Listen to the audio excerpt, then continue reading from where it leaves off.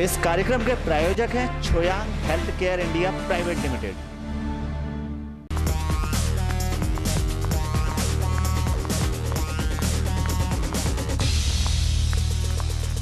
उच्च पद और तुच्छ बातें, आखिर क्यों आज हमारे देश के राजनेताओं की राजनीति इसी बात के इर्द गिर्द घूमती नजर आ रही है? और क्या वो सिर्फ सुर्खियों में आने के लिए इस तरह के बयानों का इस्तेमाल करते हैं? आज की हमारी बेबाक राय का मुद्दा यही है और मैं हूं चीनू। तो हम बात करेंगे हाल ही में शरद यादव के दिए बयान को लेकर। जिस तरह उन्होंने दक्षिण भारतीय महिलाओं को लेकर अभद्र टिप्पणी की है, वो कितनी सही है? क्या राजनेताओं का इस तरह से बयान देना तर्कसंगत है? तो एडविन जी, मैं आपसे जानना चाहूंगी कि इस बारे में, इस पूरे प्रकरण में आपका क्या कहना है? बिल्कुल सीनू, जिस तरह की बात आप कह रहे हैं कि जो शरद यादव जो जेडीयू अध्यक्ष हैं, उन्होंने इस तरह की बात बोली है जो साउथ की महिलाओं को लेकर, मेरे ख्याल से बड़ा अजीब है कि इतने बड़े ओहदे पे बैठे हुए, इतने जाना माना चेहरा, देश की सियासत का एक बड़ा नाम, और वो इतना अभद्र भाषा का प्रयोग करते हैं, और वो भी संसद में खड़े होकर। तो बड़ा अजीब लगता है कि आप इस तरह की बातें बोलते हैं और मतलब आप अपनी हैसियत को भूल जाते हैं। क्योंकि देखिए, कोई जो ऐसा इंसान जिसकी बात जो बहुत ज़्यादा साख ना हो, कोई पहचान ना हो, वो इस तरह की बात बोले तो कोई ज़्यादा वो नहीं, फर्क नहीं पड़ता। लेकिन ऐसे लोग जो उनके ऊपर समाज को एक दिशा देने की जिम्मेवारी होती है, जिनको एक हम ऊंचे पदों पर बैठाते हैं ताकि वो समाज को एक सही डायरेक्शन दे सकें, वो लोग इस तरह की बातें करते हैं तो बड़ी तकलीफ होती है। और बिल्कुल सिर्फ शरद यादव ही नहीं, इन जैसे बहुत सारे नेता हैं जो इस तरह की अजीब बातें करते हैं, जो कि मेरे ख्याल से इनका कोई सच्चाई से कोई वास्ता नहीं होता, कोई तर्क बात, संगत बात नहीं होती, लेकिन बस अपनी पब्लिसिटी को हासिल करने के लिए या सस्ती लोकप्रियता को पाने के लिए लोग इस तरह की उलझुल बातें करते हैं। मेरे ख्याल से बहुत अजीब है। जी बिल्कुल सही। ये कोई एक बार नहीं है, इससे पहले भी राजनेता इस तरह के बेतुके बयान दे चुके हैं। दीक्षा जी, आप खुद एक महिला है, मैं आपसे जानना चाहूंगी, जिस तरह राज्यसभा में चर्चा के दौरान जदयू अध्यक्ष शरद यादव ने दक्षिण भारतीय महिलाओं को लेकर जो बयान दिया है, उन पर शारीरिक टिप्पणी की है उन्होंने, इस पर आपका क्या मानना है? देखिए चीनू जी, शरद यादव बड़ा नाम सुनते ही एक औहदे का जिक्र होता है, एक पोस्ट का जिक्र होता है, जहां पहुंचकर लगता है कि इस तरह के बयान जब समाज इन्हें सुनने बैठता है, ये समाज द्वारा गए हुए लोग हैं, वो लोग हैं जिन्हें हम चुनते हैं एक विश्वास के साथ कि अब हमारे देश को एक सही दिशा और दशा देंगे। ये लोग इस तरह की बातें करते हैं जो समाज को एक दूसरी ही दिशा में मोड़ देते हैं। आज हम जब विकासशील भारत की ओर बढ़ रहे हैं, आज जब हम तरह तरह की तरक्कियों की बात करते हैं, आज जब देश को रोजगार की जरूरत है, आज हम जब तमाम समस्याओं से जूझ रहे हैं, महिलाओं को लेकर तरह तरह की चीजें हमारे सामने आ रही हैं, ऐसे समय में इस तरह के बड़े ओहदे पर बैठे राजनेता अचानक आते हैं और एक ऐसी टिप्पणी कर देते हैं जो शायद अब तक हो रहे हर प्रयास को एक तरह से रद्द कह दूं या एक तरह से उन पे पानी फेर देती हैं। हमारे पीएम बात कर रहे हैं महिलाओं की शिक्षा में बढ़ोतरी करने की, महिलाओं को तरह तरह के और अवसर तरह तरह के अवसर प्रदान करने की। उन्हीं सबके बीच जेडीयू अध्यक्ष हमारे शरद यादव जी आते हैं और एक ऐसा बयान देते हैं जो शायद जितने भी राजनेता इस तरह की कोशिशें कर रहे हैं महिलाओं को ऊपर लाने की या उनकी स्थिति में सुधार की, उस पर पानी फेर देते हैं। तो वाकई शर्मनाक है। और अब मैं इसके बाद, क्योंकि राजनेता तो अपनी टिप्पणी से बाज आने वाले हैं नहीं, ये तो हम सब ने देख लिया, क्योंकि ना केवल शरद यादव बल्कि बड़े बड़े नेता, मुलायम सिंह को ले लीजिए, साक्षी महाराज जो कि एक बड़ा नाम है बीजेपी के लिए, वो इस तरह की चीजें करते हैं। तो शर्मनाक है। तो इसके बाद अब शायद जनता को ही पहल करनी होगी चीजों को रोकने की। अगर जनता इन चीजों को सुनकर या फिर मीडिया को कह दे, मीडिया इन चीजों को सुर्खियां देना बंद कर दे, तो शायद ये चीजें थम जाए या राजनेताओं को समझ आ जाए कि अब सुर्खी का ये तरीका पुराना हो गया है, तो कुछ और ट्राई किया जाए। तमाम तरह की अच्छी बातों से मेरी सहयोगी दीक्षा ने रूबरू कराया। इसी चर्चा को आगे बढ़ाते हुए मैं कीर्ति जी आपसे जानना चाहूंगी कि इस पूरे मामले पर आप क्या मानते हैं? जिस तरह राजनेता अब शब्दों का इस्तेमाल करते हैं और अक्सर उनका केंद्र महिलाएं ही होती है, आखिर क्यों? शरद यादव की जो बात चल रही है, देखिए जनता के प्रतिनिधि बनाए गए वो एक है, और उनको उधर राज्यसभा में बात, अगर इंश्योरेंस बिल की बात चल रही है तो उस पर यहाँ औरत का टिप्पणी करने का क्या इसमें आता है, संदर्भ आता है? ये उस संदर्भ से बिल्कुल अलग बात कर दी इन्होंने। औरत का रंग ऐसा है, वो इस तरह की है, वो नाचने में वो इस तरह से करती, ये सब बातें आज हम महिलाओं को आगे बढ़ाने की कोशिश कर रहे हैं। हम कहीं बात करते हैं कि मर्द के साथ बराबर कंधे के कंधा मिलाकर औरतें चलने के लिए सक्षम हैं। तो आप इस तरह का बयान जब देते हैं और उस जगह में जाके, जहाँ राज्यसभा के अंदर में, तो आप हमारे प्रतिनिधि भी हैं और आप इस तरह के बयान देंगे तो इसका असर जनता पे किस तरह का जाएगा? आक्रोश तो जनता के अंदर आएगा ही आएगा। आप अपना, या तो चाहते हैं कि आप लोग आपको आपके बारे में बहुत चर्चा करें, आपके बारे में पता करें, वो तो टीवी दर्शक है या कोई भी दर्शक है, वो अगर अपना कुछ काम करते हैं तो वो अपने कामों के लिए वहाँ पे जाते हैं, कोई भी चीज़ का प्रदर्शन करते हैं तो अपना काम करते हैं। राज्यसभा में आप इस तरह का प्रदर्शन या कोई बात कर दो तो आपका भी इसमें अस्तित्व अच्छा नहीं रहेगा।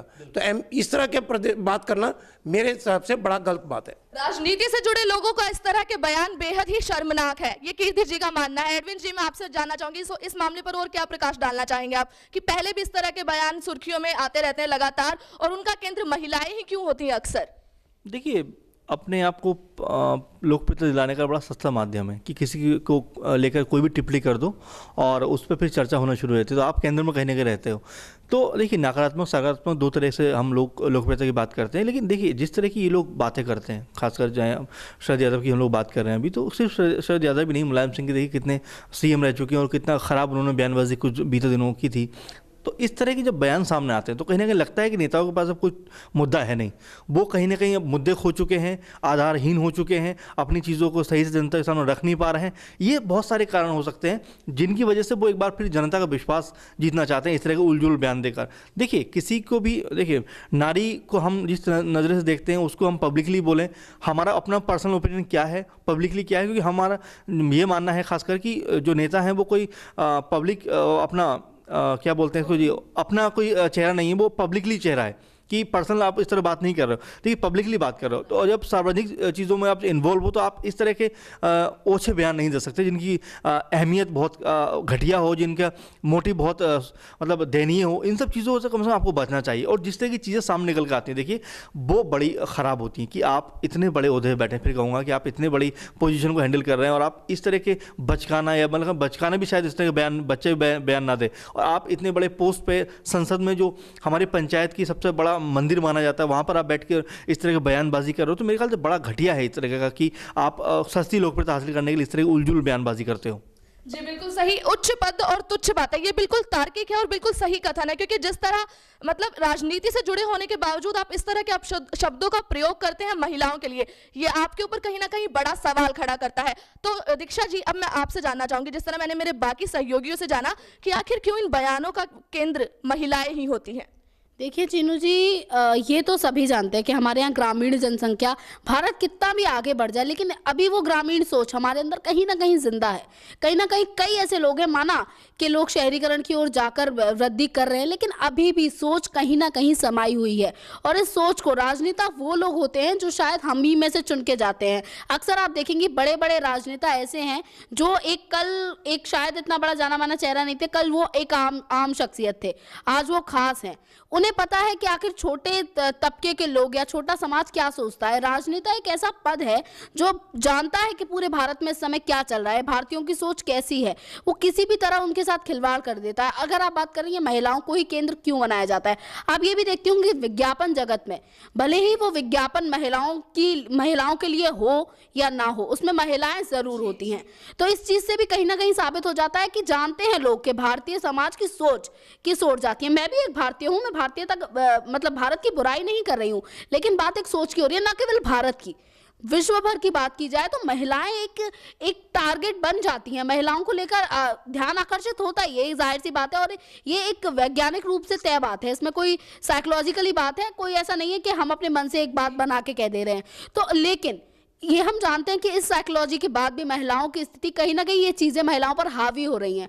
तो इन्हें कम करने की बजाय राजनेता इस तरह का बयान दे के इन्हें बढ़ावा दे रहे हैं, ये काफी गलत है। आप महिलाओं को केंद्र बना रहे हैं, तो आप ये भी सोचिए कि आप अगर अपने घर के बाहर की दो महिलाओं को केंद्र बना रहे हैं, तो बाहर वाले उन लोगों के लिए जो आपको सुन रहे हैं, आपके घर की महिलाएं केंद्र बन रही हैं, तो कहीं ना कहीं नुकसान आप बाहर वालों को नहीं, अपना कर रहे हैं। तो एक सवाल मैं आपसे और कहना चाहूंगी, आपने बहुत सी बातों का जिक्र किया और बहुत अच्छा जिक्र किया, आखिर क्यों महिलाओं का इस्तेमाल किया जाता है, लेकिन क्या राजनेताओं को सुर्खियों में आना ही राजनेताओं का असल मकसद रह गया है? देखिए चीनू जी, भारतीय राजनीति किसी से छुपी नहीं है जी। हम अक्सर बात करते आए हैं कि अब राजनीति रुख बदले, अब राजनीति रुख बदले। बयानों की बात करते हैं तो न केवल महिलाओं पर तरह तरह के एक असंतुलित और कह लें एक दिमाग का जिक्र ही नहीं हो सकता उन बयानों में। ऐसे बयान हमारे सामने आते हैं, सिर्फ एक दूसरे पर टिप्पणी करना, सिर्फ एक दूसरे को नीचा दिखाना। इस तरह की राजनीति अगर भारत में बंद हो जाए तो हमारा देश सबसे ऊपर दिखाई देगा, लेकिन हमारे राजनेता पता नहीं क्यों इस बात को समझ नहीं पा रहे हैं। देश को जरूरत है एक पढ़े लिखे समाज की, एक पढ़े लिखे राजनेता की, जो शायद युवा वर्ग को समझ सके, जो शायद ये समझ सके कि इस समय हमें किन चीजों की जरूरत है। इन बयानों की जरूरत इस समय देश को नहीं है। जी, बहुत अच्छी चीज मेरी सहयोगी दीक्षा जी ने बताई। आगे इस चर्चा को मैं और बढ़ाना चाहूंगी और एडविन जी आपसे जानना चाहूंगी, क्या राजनेताओं का असल मकसद सिर्फ सुर्खियों में आना रह गया है? हाँ, अगर इस तरह के बयान देखेंगे हम लोग तो वाकई ये मान सकते हैं कि इस तरह की बयानबाजी करके वो सुर्खियों में आना चाहते हैं। बिल्कुल, दीक्षा ने बहुत सही बात कही कि हमारी राजनीति अब 60-70 साल होने को है, कम से कम अब परिवर्तन उसमें आना चाहिए। हम वही पुरानी राजनीति कर रहे हैं, हम वही बयानबाजी कर रहे हैं, हम वही उलझुल बातें कर रहे हैं जिसका कोई मेरे ख्याल से सच्चाई से वास्ता नहीं है, तर्क से कोई वास्ता नहीं है। देखिए, जब इस तरह की चीज़ें आती है तो हमें लगता है कि वाकई हमारा जो राजनीति है, हमारी जो सियासत है वो एक ढर्रे पर चल रही है, उसमें परिवर्तन नहीं आ रहा है। वो जो जैसी 10 साल 20 साल पहले थी उसी में आज भी जी रहे हैं। देखिए, आधुनिकता की हम बात करते हैं, आगे बढ़ने की बात करते हैं, हम विकास की बात करते हैं। ये सब चीज़ें कहाँ हैं इन बयानों में? आप विकास की बात करिए, आप कैसे देश को और आगे बढ़ा सकते हैं उसकी बात करिए। इस तरह की बयानबाजी करके आप क्या साबित करना चाहते हैं? यही साबित करना चाहते हैं कि आप अपने आप को पब्लिसिटी दिलाना चाहते हैं लोगों के बीच, एक अपनी जो खोई हुई, जो आपने पूरी तरह से अपने आप को भुला दिया है जनता के बीच, उसको वापस लाना चाहते हैं अपने आप को कहीं ना कहीं बोल के ये बातें।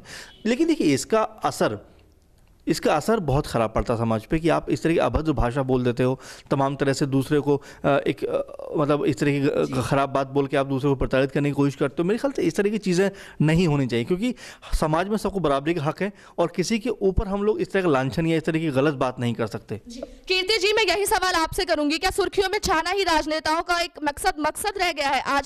आजकल जिस तरह उनके बयान सामने आ रहे हैं और जिस तरह मतलब इसे हम महज पब्लिसिटी स्टंट ही कहेंगे, क्योंकि ये बयान जिस तरह महिलाओं पर वो अभद्र टिप्पणियां करते हैं, इससे उनकी छवि कहीं ना कहीं अच्छी प्रदर्शित नहीं हो रही समाज में।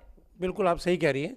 और इस तरह के बयान ऐसा नहीं कि इन्होंने ही कहा, यादव जी ने, इसके पहले निरुपम जी कांग्रेस के जो थे उन्होंने भी ऐसी एक तरह से बयान दिया था स्मृति ईरानी के बारे में, और जो प्रणब मुखर्जी के बेटे हैं उन्होंने भी इस तरह का बयान दिया था कि लड़कियां डिस्कोथेक जाती है और फिर प्रदर्शन करने इंडिया गेट पहुंच जाती है। तो इस तरह के बयान जो ये नेता दे रहे हैं ये बड़े गलत हैं। महिलाओं के प्रति आप बयान इस तरह के ना दें, कम से कम ना दें। ये प्रतिनिधित्व कर रहे हो आप एक समाज को, और ये मैं चाहता हूँ कि ये भी एक अच्छे समाज के लिए एक ऐसे बयान दे कि जिसमें महिलाओं को कहीं आगे बढ़ने का मौका दिया जाए। मेरी सहयोगी दीक्षा जी इस बारे में और राय रखती है, मैं उनसे जानना चाहूंगी कि वो क्या कहना चाहती है।